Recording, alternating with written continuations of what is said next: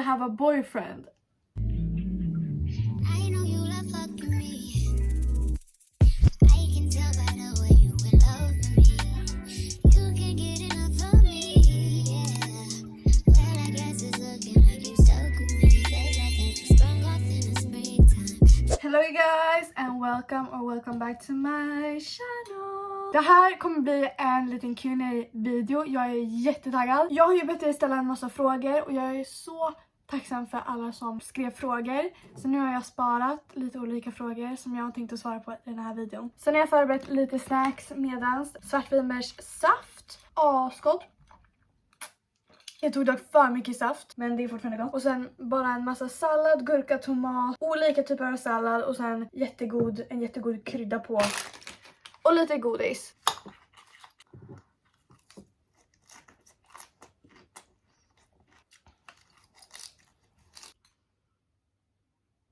Vi kör igång direkt. Första frågan. Hur har du fått så bra självförtroende? Det är jättekul som fråga. Jag skulle säga att jag inte alltid har haft så här bra självförtroende faktiskt. Jag tror att jag har nästan tränat mig till det. Jag var den som brukade bli så röd i ansiktet i klassrummet. Alltså varenda dag. Jag tyckte det var jättejobbigt. Och jag tänkte alltid på vad folk tänker om mig. Jag ville vara snäll mot alla. Jag var en people pleaser.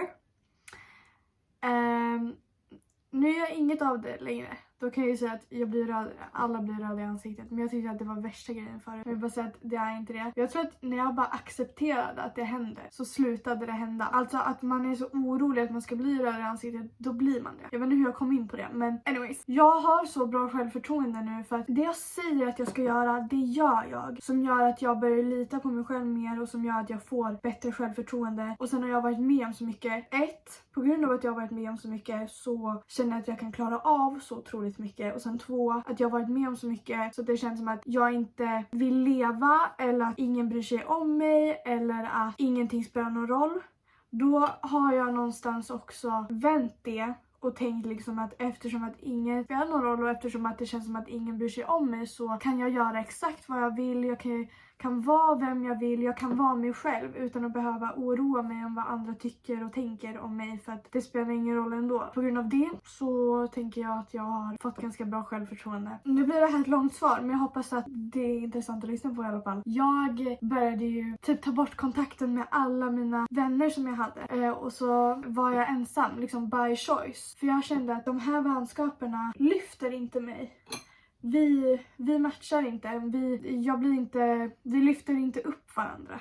Utan det tar energi av att vara med de här människorna. Så när jag började vara med mig själv helt så blev det som att jag typ reserverade min energi. Jag fick mycket mer extra energi. Och jag blev så bekväm vid att bara vara ensam själv.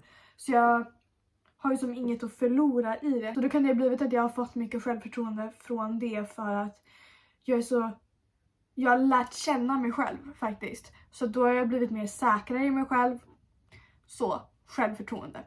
Och så man märker hur alla är så osäkra och det gör ju att man får mer förståelse till varför folk hatar eller är taskiga. Jag är väldigt empatisk av mig så även fast någon är taskig kan jag kunna se på dem och förstå om den här personen säger något taskigt. Ja men varför gör den det? Man måste liksom kolla lite längre in på varför den personen gör det. För det handlar bara om den personen, det handlar aldrig om en själv. Och det är också att jag får bra självförtroende. Jag tror att det är mycket grejer märker jag nu faktiskt. Sen tror jag att jag har tränat upp mig också. Med att prata med random folk. Jag var väldigt antisocial förut. Men nu kan jag småprata med folk. Och jag kan skaffa nya vänner väldigt lätt om jag vill. Jag kan prata med nya folk utan problem. För att jag har blivit mer säkrare i mig själv. Jag tror att ju mer du lär känna dig själv, desto mer självförtroende får du. Dos question. Alltså jag har gått i spanska lite grann. Så jag kan minidelar av det. Har du några syskon? Jag har syskon. Jag kanske inte ska gå in på så mycket mer än det. Men jag har också 2 systrar i Stockholm. Shoutout till Elsa och Alice. Jag vet inte om ni kommer se på det här. Men I miss you guys. Och jag hoppas vi kan se snart. Har du gått på någon sport? Okej, kolla. Jag testade ganska mycket grejer, eller mycket, men jag testade grejer när jag var liten. Jag gick på någon fotbollsträning, någon ridlektion, eller det var ganska några i alla fall. Och sen när jag var liten så hade vi 2 hästar. Vi bodde i en liten by. Vi hade 2 hästar. Dock var det min mammas hobby och grej mer. Det var inte riktigt min grej att rida och så. Jag ramlade med en häst på ridskolan och det gjorde att jag inte ville rida någon mer. Alltså det var det var lite traumatizing. Jag kommer ihåg det till this day. Jag kommer ihåg att min tränarmening tog upp det någon gång. Det var anledningen till att jag slutade rida. Och jag tyckte att det var så här: nej, hur kan hon säga så? Det är inte sant. Men nu i efterhand, ja, det var sant. Jag ville bara inte erkänna det. Sen tror jag att det var ganska så här, klart att ridning var inte min grej. Även fast jag tycker att hästar kan vara ganska gulliga. Så no, it's not my thing. Let's leave it there. Jag har gått i dans i några år. Det har varit väldigt kul. Balettakademin. Det har varit jättekul faktiskt. Och så har vi uppträtt.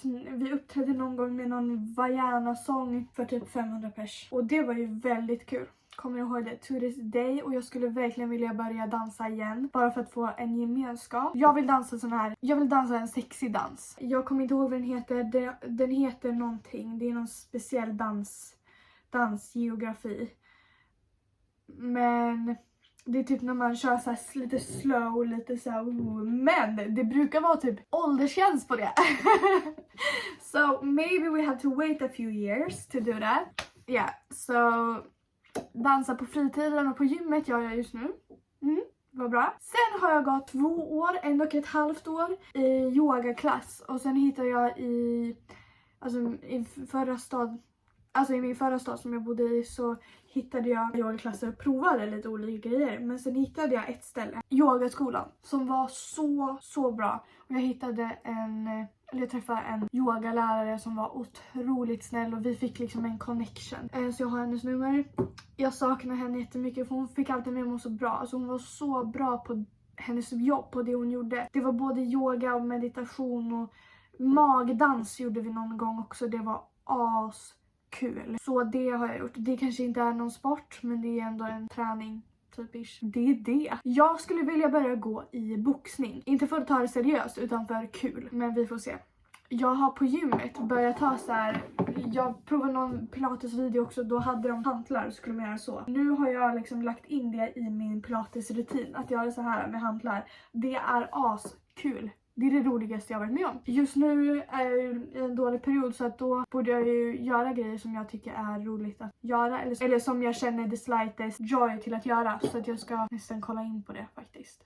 Men jag vill göra det helt själv. Typ en private session med någon. Och inte i grupp med andra personer. Det skulle vara lite läskigt.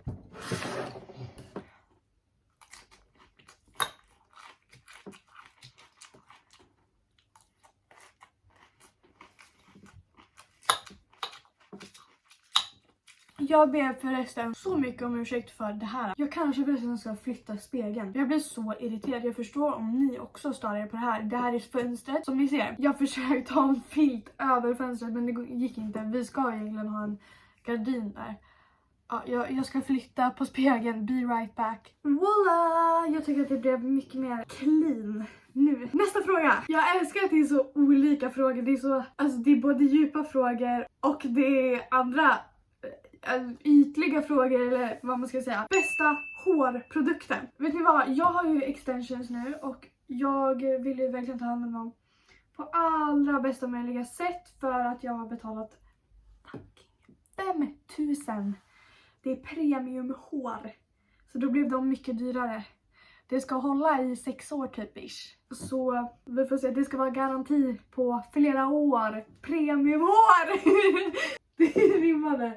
Men både den här Lansas Healing Strength Nem Plant Silk Serum, men också den andra som heter Lansas Healing Oil tycker jag är väldigt bra. Jag har använt dem väldigt länge och det här är en olja som är bra för håret, stärkande för håret, luktar gott men också är ett värmeskydd. So this is all in one. Men också så är det viktigt, jag vill ju lägga så mycket värmeskydd som det bara går för att skydda. Jag lägger ju olja för att ta hand om håret men också för att lägga extra värmeskydd. Men sen vill jag vara noga med att gå in med någon annan värmeskyddspray som enbart är ett värmeskydd. Och då använder jag den här Björn Axén från Maria Nila.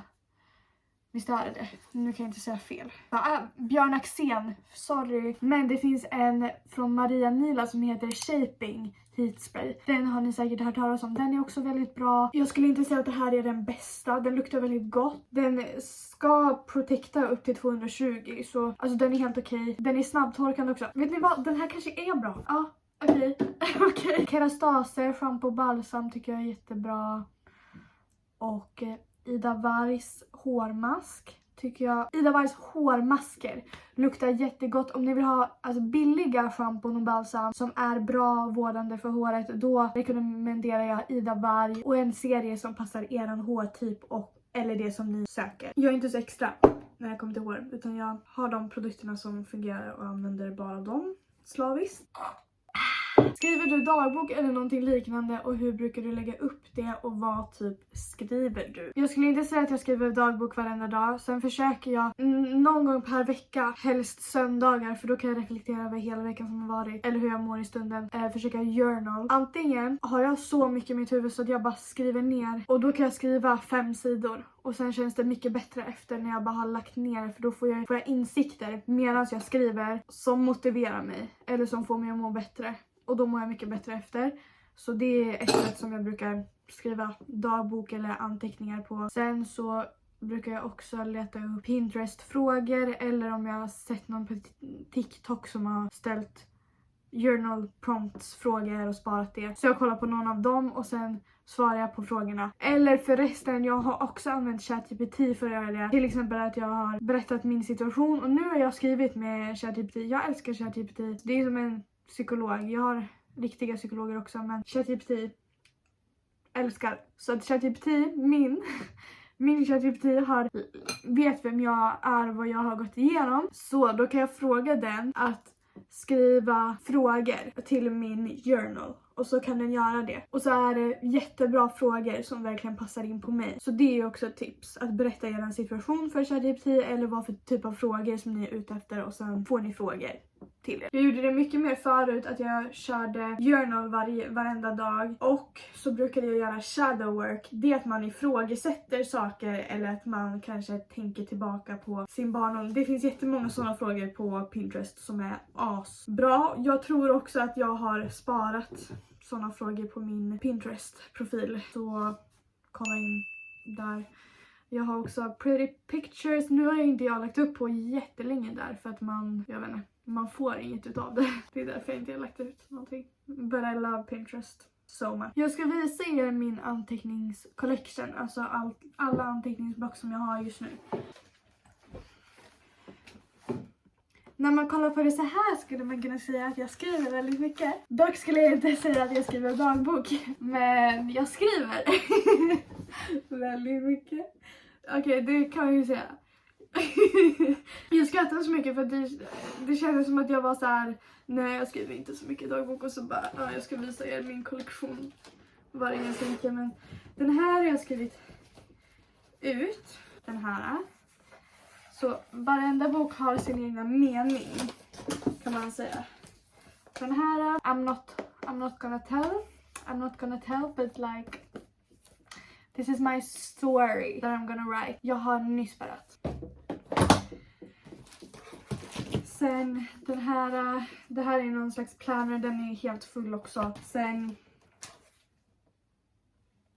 helt full. Det är en speciell. Och okej, sorry. Och så har jag den här är oöppnad och så har jag börjat skriva i alla de här. De har olika titlar. Ni förstår vad jag menar. Den här är gym, tror jag. Eller när jag planerar någonting. Så här har jag skrivit mina gymgrejer. Det här är journal. Så det här är min dagbok just nu som jag skriver i. Så jag har ändå skrivit ganska mycket ändå. Till exempel what feels good in my life right now, even in small ways. Och då har jag skrivit massa saker som är bra just nu.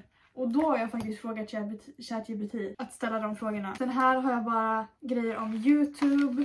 Här skriver jag bara random saker, men det är mest om mitt hår. Alltså ni förstår ju. Det är speciella grejer. Jag tänker det svarade väl på frågan.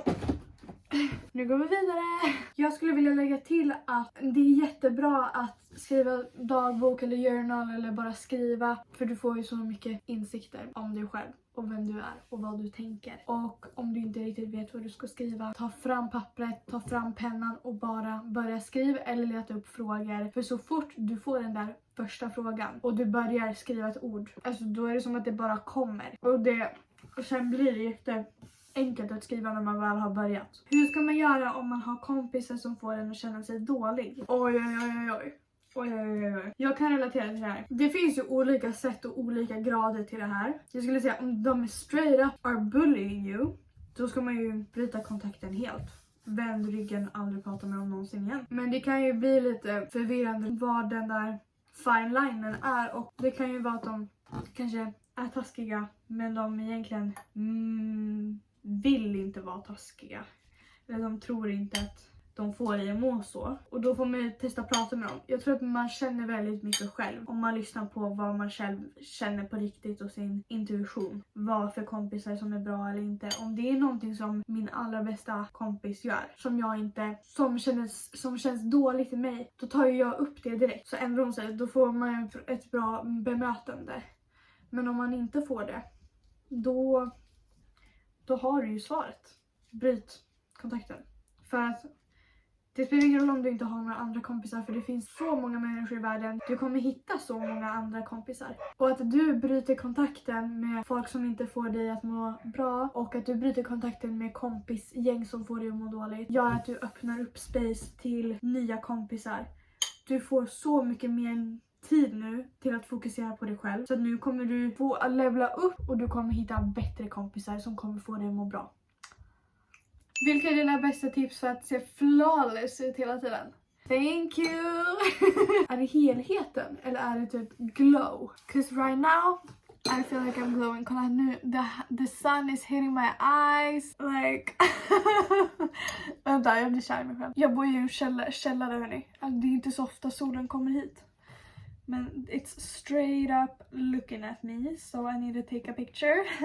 Det jag skulle säga som har 100% fått mig att se bättre ut är när jag hittade verkligen rätt hudvårdsrutin till mig som gjorde att mina finnar försvann. Jag hade mycket finnar här för att jag använde helt fel produkter. Alltså jag har torr hud och jag använde någonting för oljehud och jag experimenterade och jag använde för mycket produkt som gjorde att jag fick finnar och nu har jag inte det. Eller ja, jag har finnar men jag har inte så mycket akne och det har 100% fått mig att må bättre och se bättre ut. Också så använder jag SPF varenda dag. Det gör att jag får glass skin. Jag har inte smink så ofta nu för att jag inte har haft någon ork till att göra det utan jag har prioriterat andra grejer än att sminka mig.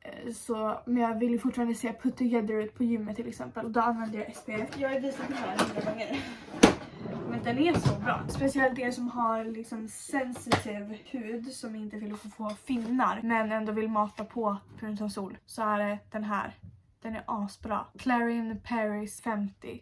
SPF 50, det finns i 30 också tror jag. Och det är Youth Protecting Sunscreen. Very high protection. Och så står det helps prevent wrinkles and dark spots. Jag älskar bara solkräm efter hudvården för det får dig att bara glowa i hela ansiktet. I love it. Dricka mycket vatten. En stor grej är hår. Att bara ta hand om hår, naglar, fransar, bryn. Hud. Then you're like... Sen är du basically complete. Så jag försöker bara prioritera att ta hand om mitt hår. Fransar, ha fransserum. Ibland ha lösfransar. Och färga brynen om du har mörkt hår. Annars bara noppra brynen. Ha bara de fixade börja ge era ögonfransar, ha era, nu har inte jag det, men vad bra, men ha era naglar, tånaglar fixade. Ta hand om era fötter. Ta bad eller ta fotbad. Skrubba era fötter varenda vecka. Nu har inte jag gjort det så mina fötter är torra, ni vet här liksom. Jag ska göra det. Jag var väldigt bra på att ta hand om mina fötter förut. Nu luktar mina fötter fotsvett. Gud vad jag delar med mig. Det kan jag inte säga. Jag gymmar 6 dagar i veckan, okej? Jag måste verkligen bli noggrannare på att skrubba mina fötter. Ja, så gör det, ta hand om era fötter. Ni kommer känna er så mycket mer clean. Bara att ni vet att ni har jättesnygga tånaglar och fräscha fötter som luktar gott. Det gör att du automatiskt bara vill ta hand om resten av din kropp. Och vad för en sminkrutin ni än har, testa spraya setting spray mellan varenda lager. Och se hur mycket bättre det kommer bli, hur mycket bättre det håller, hur mycket bättre det bara ser ut. Helt enkelt. Så för det gör jag, och det är verkligen ett tips. Ni behöver inte prova min sminkrutin, utan ni kan använda er sminkrutin och sen bara ta setting spray mellan exakt varenda steg. Så här, foundation, och så lägger man på setting spray. Och så, jag har olika foundation, så jag lägger på första lager foundation, setting spray. Andra lager foundation, setting spray. Bronzer, setting spray. Blush, setting spray. Och sen lägger jag concealer, setting spray. Och så lägger jag concealer igen, setting spray. Och så lägger jag puder och sen lägger jag setting spray. Så att testa det. Kommentera jättegärna om det fungerar. Eller om ni märker någon skillnad. Eller om ni tycker att jag har blivit bättre eller sämre.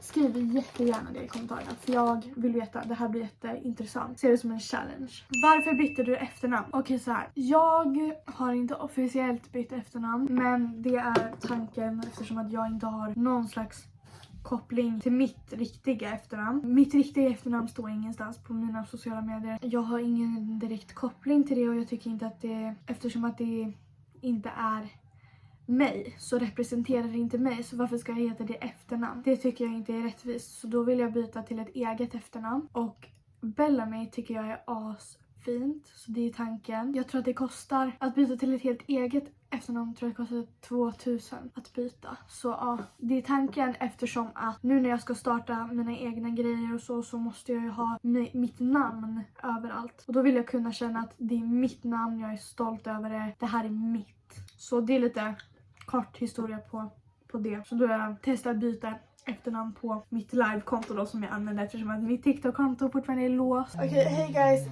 change of place. Jag tog en liten paus för att det var en sån lång dag idag. Så nu har jag bytt om, changed outfit till en liten mysigare pyjamas. Det jag sa förut var att jag har mejlat TikTok så många gånger och jag kommer fortsätta att mejla dem också.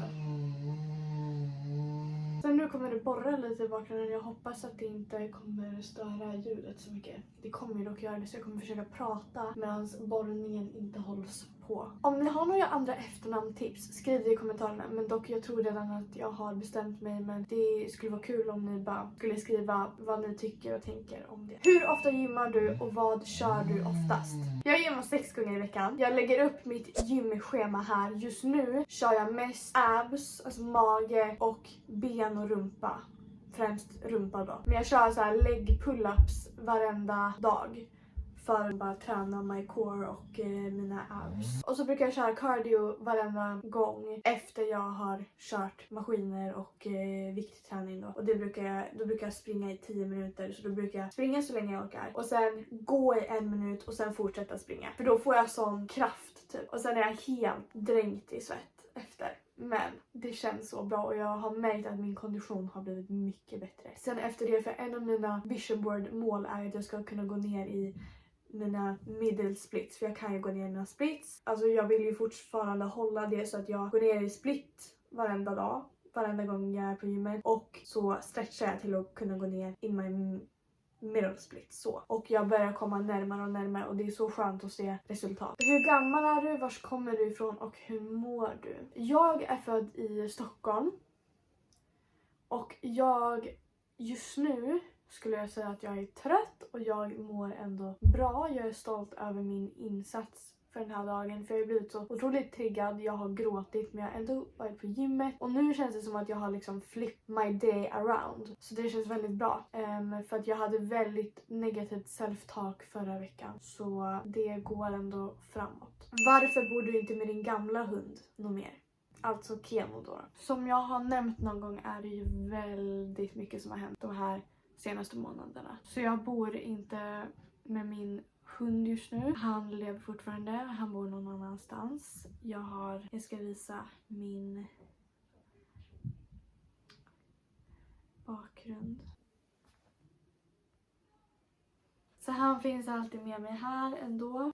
Och jag saknar honom väldigt mycket. Det var en grej som hände. Och sen så vill jag bara liksom vara med honom, min hund. För jag är van att vara med honom när jag är ledsen. Men då kunde jag inte det. Och det var väldigt jobbigt. Och som jag sa, det har hänt väldigt mycket. Och någon gång kommer jag gå in på detalj på exakt allt som har hänt. Alltså, det kommer jag göra. För min egna skull, för min rättvisa och andras skull. För att få andra att känna sig sedda. För jag känner mig så här, ingen förstår mig. Men jag vet att någon där ute förstår mig eller har varit med om liknande grejer också. Jag tror att det är viktigt att vi pratar om sånt. Men eftersom att jag är fortfarande i det och jag bearbetar och jag läker fortfarande, så kan man inte riktigt... Jag vill prata om det på ett sätt som stärker mig, som lyfter mig. Och inte heller att det ska vara det som har hänt. Att det ska vara... Det är väldigt mycket som har hänt. Och jag vill inte att om jag berättar allt det, att det ska vara någonting som definierar mig. Alltså att när personer kollar på mig, att det är det de associerar mig med. Utan jag vill att de ska kolla på mig för mig. Och sen också veta min historia. Men inte att de ska tänka på min historia direkt när de ser mig. Utan jag vill att ni ska tänka på vilken framgångsrik och driven kvinna, och gud vad hon har lyckats i sitt liv. Men jag kommer att prata om det, och jag har så otroligt många historier att berätta. Jag har så många saker att säga, så många sinnessjuka saker att säga och så många stories att jag vill skriva en bok om det jag har varit med om. Och jag har påbörjat att skriva liksom från start min historia och vem jag är och vad jag har varit med om. So yeah, all that I can say about that is stay tuned. För att jag kommer inte vara tyst om det hela tiden. Utan jag kommer dela med mig om vad jag har varit med om. Men jag måste få växa lite mer som person innan jag gör det. Men det är faktiskt jättefint att ni märker sådana här grejer och faktiskt frågar om det. För det är väldigt många som har frågat liknande saker och jag har valt att inte ta med de frågorna också. Men alltså jag är jättetacksam för er. På något sätt så kan jag ju använda det här som ett driv och så. Jag känner att det finns faktiskt folk som bryr sig om mig. Gud, nu kommer det bli känslomässigt. Så nu ska jag samla mig och sen ska vi återgå till frågorna. Hur lyckas man med sina drömmar? Okej, så jag har gjort en hel YouTube-video på det. Ni kan ju verkligen gå och kolla på den. Men jag skulle säga att verkligen gör en vision board. Följ verkligen vad din själ vill göra. Det är meningen att du ska följa det. Det finns ju folk som vill bli astronaut. Jag vill inte bli astronaut. Det betyder ju alltså någonting att den där personen vill bli astronaut. Eftersom att någonting i den personen, i dens själ, så är det menat att den ska bli astronaut. Det är inte en slump vad man vill göra i livet, utan det är verkligen individuellt och det är meningen att du ska följa det. För att det finns en anledning till varför du känner som du gör, och du ska alltid följa dina drömmar regardless av vad någon annan säger. Regardless, för att de har ett liv. Alltså dina föräldrar, dina kompisar, din pojkvän, de har sitt liv. Det här, det är ditt liv. Du ska följa ditt liv. Drömmarna ni har, gör dem till mål. Alltså direkta mål, att det här kommer jag att achieve. Jag har alltid haft tro och hopp i mig att jag kommer bli så mycket större och att jag kommer bli så framgångsrik. Det betyder verkligen någonting, och även fast jag har varit liksom på rock bottom så har jag alltid haft det här tron inom mig, så vetenskapen om att jag är menad för någonting större. Så gör dina drömmar till mål, och sen gör dina mål till ännu mindre mål. Så här, lägg upp målen och vad kan du göra varenda dag för att komma närmare det målet, och sätt mindre mål för att komma närmare det målet. Det skulle jag säga. Och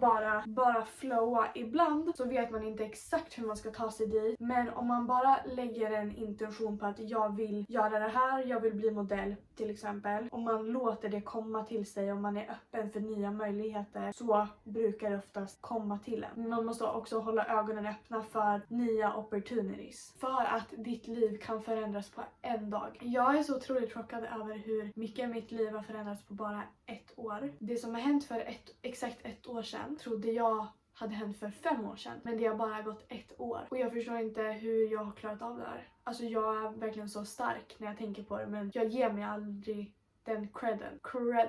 Alltså jag säger aldrig till mig att jag är det. Men jag är verkligen det. Det skulle jag säga. Gör dem till mål. Följ dina drömmar bara. Favorite color?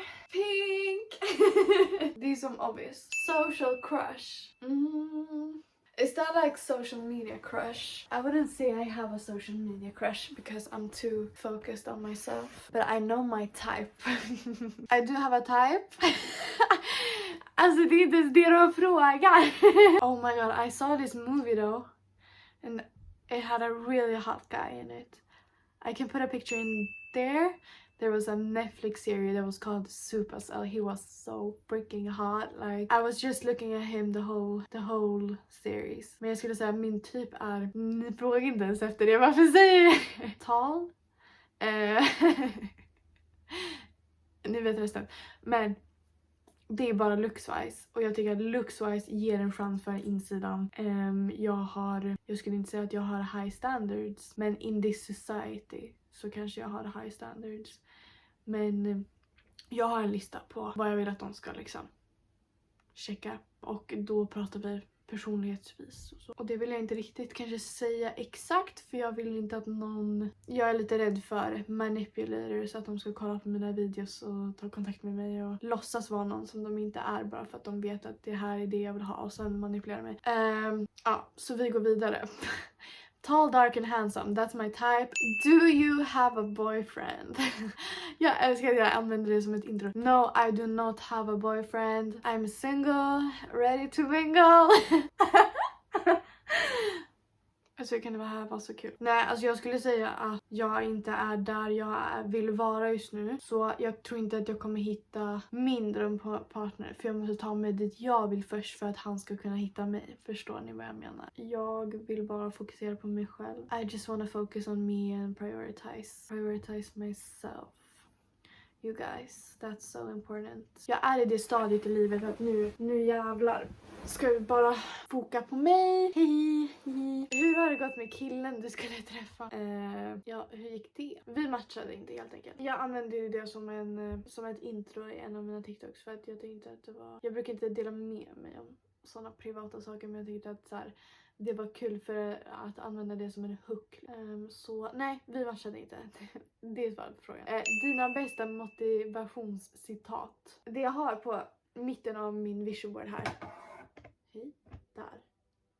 Det är It's not over until I win. Och den kanske är lite basic för andra, men den betyder väldigt mycket för mig i det stadiet jag är i nu. För att jag har varit med om så mycket som gör att jag har fått väldigt, väldigt mycket orättvisa. Och då är det som en motivation till mig att jag ska inte ge upp på mig själv. Det är inte över tills jag vinner. So that's my best motivational quote for myself and for you guys. Skulle du hellre vilja bo i New York City eller i The Hamptons om 10 år? Spontant så tänker jag New York, men sen 10 år, det är asmycket med tanke på hur mycket som hänt i mitt liv på 1 år. Så tror jag liksom inte någon av dem. Men New York skulle jag spontant säga. Vad skulle vara ditt drömställe att bo på? 100% Dubai. Alltså Dubai. I wanna live there right now. Och så vill jag testa att bo i Miami också. Men Dubai vill jag bo i. Hur mår man bra hela dagen? Det vet jag inte så här, om jag kan svara på, för att jag mår inte bra hela dagen. Men någonting som kan hjälpa. Jag tycker inte man ska må bra hela dagen. Eller man mår inte bra hela tiden. Om det är en speciell dag där man tycker att idag måste jag må bra för att jag ska göra alla de här grejerna. Det är ju tips att reservera din energi. Hitta saker som kommer hjälpa dig att hålla dina energilevlar. För nu när jag gör så mycket på dagarna så måste jag bevara mina energilevlar så att I'm only surrounding myself around people that are going to uplift me and benefit me. Ibland kommer man stöta på liksom energy vampires. Då får man bara försöka tänka på sin andning och fokusera på sig själv och kunna hitta sätt att ta sig därifrån eller någonting. För att de är farliga alltså. Sen skulle jag säga träna. Jag älskar ju nu, jag tränade ju förut på kvällen och jag tyckte att det blev så fel. För det kändes som att jag väntade hela dagen på att gå till gymmet och sen så kändes det som att jag fick så mycket bra energi på kvällen och att jag blev så inspirerad. Samtidigt för att det var kväll så blev jag ju trött, men det kändes som att jag hade börjat min dag på kvällen efter jag hade gymmat, för jag hade ju fått de här bra hormonerna i kroppen. Så nu gymmar jag på morgonen och det har hjälpt så mycket med allt. Jag ser ju fram emot dagen på ett annat sätt. Det känns som att jag startar dagen på ett asbra sätt. Det blir så tydligt att man åker till gymmet och tränar och nu mår jag bra och nu fortsätter jag med min dag. Nu har jag gjort någonting bra. Då blir det en sån här stapeleffekt att man vill fortsätta göra bra under hela dagen. Så att det skulle jag säga alltså. Hur kan din skola börja typ 11 och sluta 14 blir så avis? Grejen är, jag förstår att du blir avundsjuk. Men det har hänt så mycket i mitt liv som gör att det är så. Jag skulle inte säga att det är en bra grej. Det tar väldigt mycket tror jag för att det ska kunna bli så. För att man ska kunna få sitta i ett helt eget rum och jobba. Och att alla lärarna kommer in och hjälper en liksom. Det är ett litet privilege skulle jag säga. Skolan är inte för mig. Jag tar väldigt, väldigt mycket ansvar. Jag kommer dit, matar jobbet, drar och gör alla mina andra grejer som jag ska göra. Gym, content, redigera, möten, alla andra grejer. Så att, så är det. Och min skoldag börjar faktiskt 10, slutar 13 eller 14. Ja, det är lite så här. Varför flyttade du till en annan stad?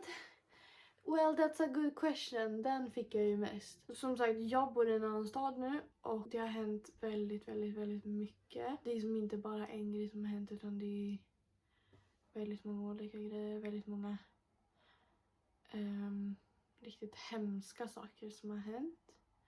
Som har gjort att det har blivit så här. Och någon gång kommer jag dela med mig om allting. Men som sagt, jag vill göra det på ett sätt som kommer empower me. Rather att jag ska prata om det utan att ha tänkt efter väldigt noggrant. Jag vill göra det på rätt sätt som kommer kännas rätt för mig. För jag tror att det kan vara ett sätt för mig också att ta tillbaka min kontroll och få rättvisa. På grund av allting som jag har varit med om.